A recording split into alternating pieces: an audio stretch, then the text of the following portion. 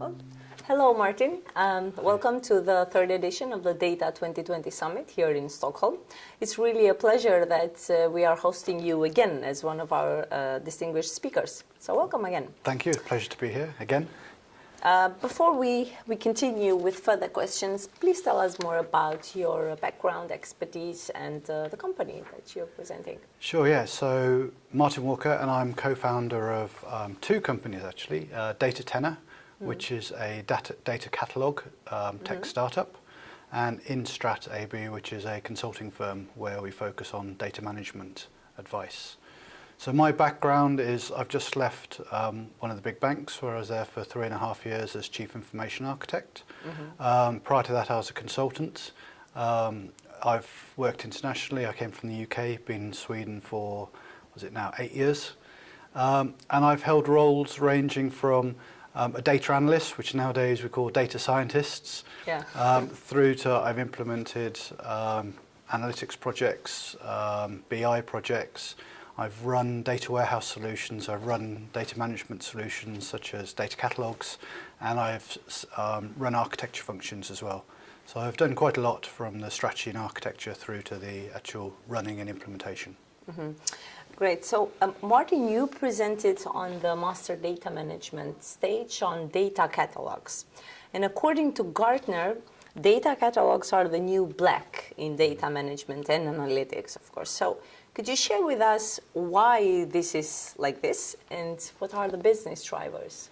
Yeah, sure. So there are two main drivers really. One of them is regulatory and compliance, and the second one is around digitalization and the whole big data kind of analytics, kind of, I'd say hype, but interest at the moment. So if we start with regulatory compliance, financial services is one of sort of three regulated industry, heavily regulated industries alongside sort of nuclear and healthcare.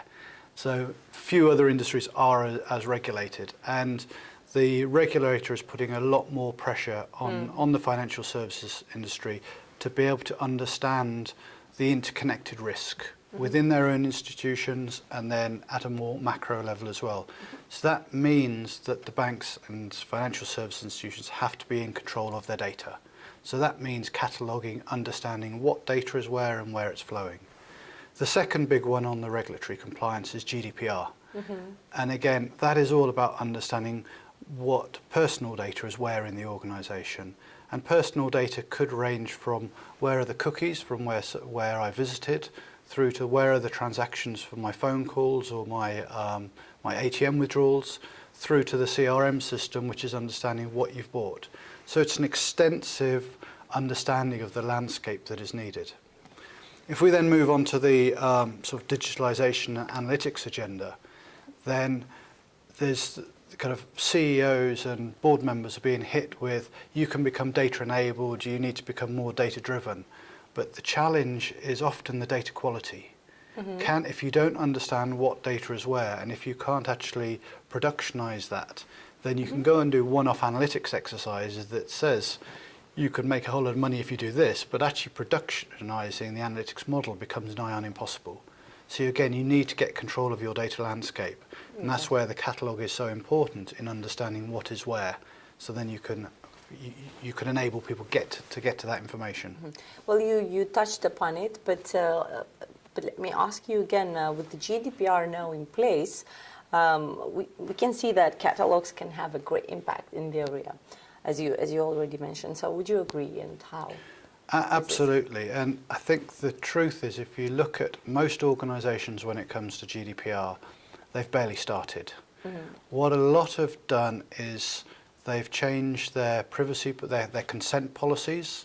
So it says, I am now I ask my customer for consent to use their data.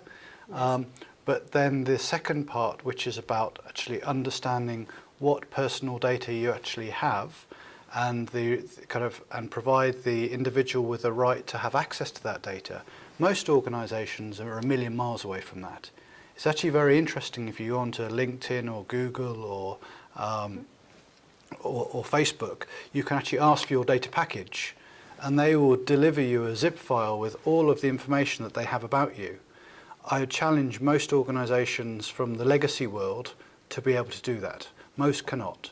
What most organisations so far have done is they've gone out and they've come up with a high-level catalogue that says, I know that there is sales information that has got phone numbers and addresses and it's in the CRM system. I know that we have got some loan information about an individual and transactions in the loan system. But that doesn't help me understand where is my personal information. So if I want to know, well, Martin Walker, he doesn't have a loan, so he probably isn't going to have any information in the loan system. But the data catalogues today don't tell you that. They just say there's personal information in the loan system. So if you're the team that has to respond to the request for your information, it's going to be very, very heavily manual processes today, where the individual who's sitting there in the middle submitting the request, there are probably hundreds of such individuals, are going to have to go out to ask all of these different providers, do you have any of this person's data there? I can see that there's meant to be personal data here, but I don't know if it's relevant to this individual. So I think there's a lot of pain still to come and for the organisations, and they're going to have to improve their cataloguing capabilities to really be compliant with GDPR in the way that they need to be. So, Martin, could you make a parallel between data governance, data quality, as it was also mentioned today, and of course data catalogs, and how can organizations take advantage of this group, let's say? The interlinking components. Yes, components. Yeah. So I think the starting point is always, what is the business problem that I'm trying to solve? And how do we make the data available to the particular business process in a cost-effective way? So in the case, we use the example of GDPR, the business process is we need to respond to the right to provide an individual's data to them. So how do we actually provide that in a cost-effective way? So you can then change your business process or introduce a new business process. What the quality and the catalogue give you is that map as to, well, what data do we have? Where is it? That gives you is it in your catalogue. Your quality then gives you your metrics around, is it good enough for a given process?